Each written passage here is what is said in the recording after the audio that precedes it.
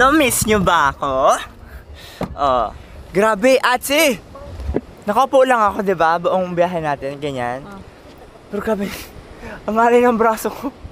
Literal, eto, pati eto mismo, buo to. Nag-drive ako, tapos meron pa akong ganito. Pasok na tayo. Diba? Ang gata mo, pasok na daw kayo. Diba? Nag-drive pa ako nito, tapos meron akong ganito. Mas grabe, ang sakit pala, ang sakit dito sa braso dito, pati dito, ano ba tawag dyan sa ilalim na yan. Wala kayong hahamukan. Sige, sabing wala. Pagbaba ko pala, nakita na ako, okay, dyan ako. Saan? Ayun no, may malapit magkadikitan pa ganon doon no. Ganon? Yes. Nalimpungatan ka, no? Sino pa? Anong hambak mo na yun? Si Kuya Eman daw dyan sa taas pa ganon. Dito, pwede dito. Yan o, dyan o. Sakto yan. Saan? Yan. Ay, yung gipagitna niyan? Ang sila bising. Ano po? Pinangalay mo si Siko, grabe ngalay ko. Tumingin siya sa'yo, sabi niya, so ayaw mo. Ano niya, hay nako. Ano na tayo habang maliwanag pa? Ikot mga sasakyan. H1, H2, dito sa dulo. Gay, atras! Gay, atras!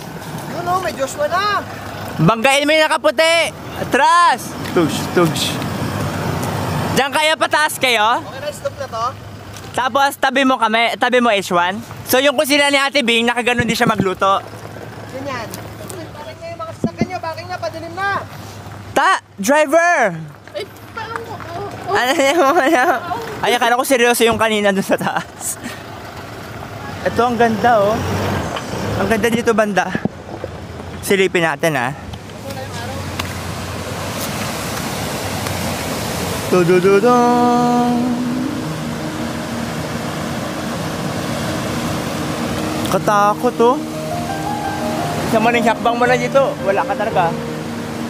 Maglalaho ka ng parang ano. So ayun na pala sila, nag-anuhan na.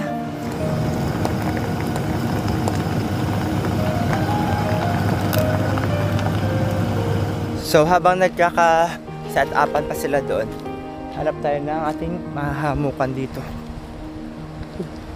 Landslide ba to? Naku po, landslide nga. Safe na safe maghamok dito ah.